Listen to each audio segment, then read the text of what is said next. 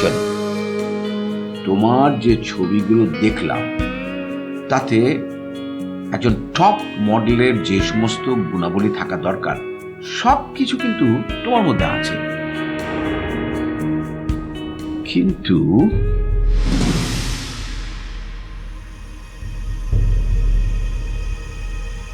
কিন্তু কিন্তু তুমি যদি তোমার প্রবলেমের কথা আমাদেরকে না শেয়ার করো তাহলে তোমার প্রবলেমের সলিউশন আমরা কিভাবে দিব? আর আমাদেরকেও কোনো সলিউশন দিতে পারবে না, right? You will be the face of our company. এত বড় একটা কোম্পানিকে যে রিপ্রেজেন্ট করবে তার চেহারা যদি এরকম বিষণ্ণতায় ভরা থাকে তাহলে কি সেটা মানাবে? একদম মানাবে না। আসলে আবার বাসা থেকে কেউ চায় না আমি এগুলো করি, আমি মডেলিং করি। তো আজ সকালে বাসা থেকে বের হবার সময় আব্বু ডাক দিয়ে বললো আমাকে নাকি বিয়ে দিয়ে দিবে। তাহলে এটাই তোমার সমস্যা?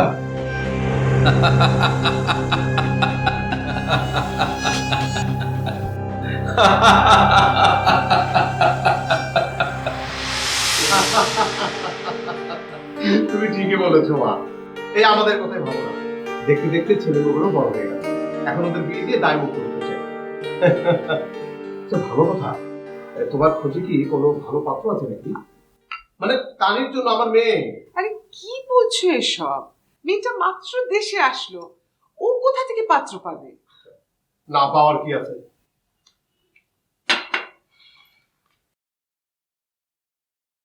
পরিচিত কোনো পাত্র থাকতে পারে না? আর ছেলে যে দেশি হতে হবে এমন তো কোনো কথা নেই। এত বছর বিদেশে থেকেছে, ওখানেও তো কোনো ছেলে পরিচয় থাকতে পারে, তাই না? কি মা, ভুল বললাম? আপনি একদম ঠিক বলেছেন আঙ্কেল।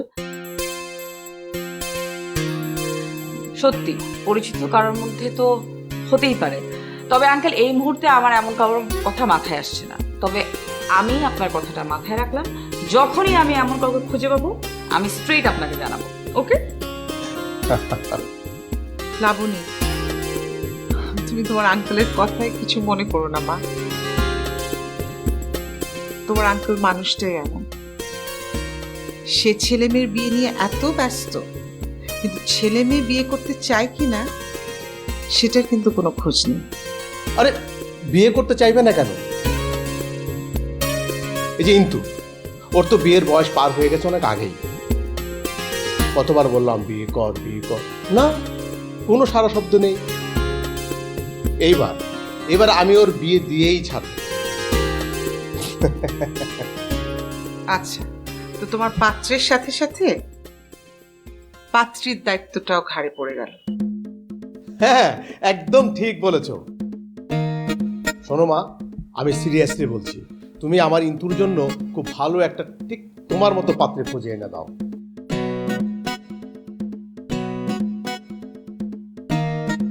বিনিময়ে তুমি যা চাইবে একদম তাই পাবে।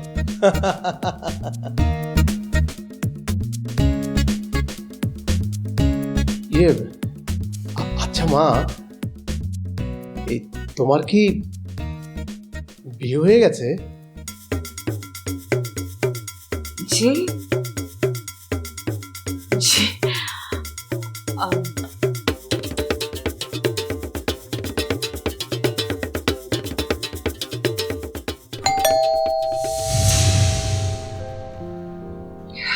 আমি দেখছি।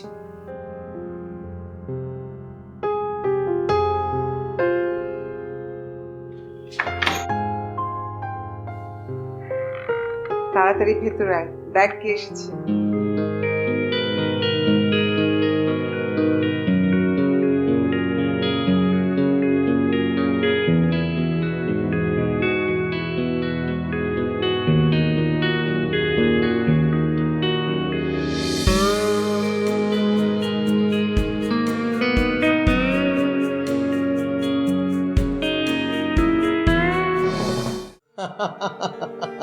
এটা সেটাই। তুমি একদম ঠিক বলেছো মা। তুমি এই ইন্তুকে একটু বোঝাও।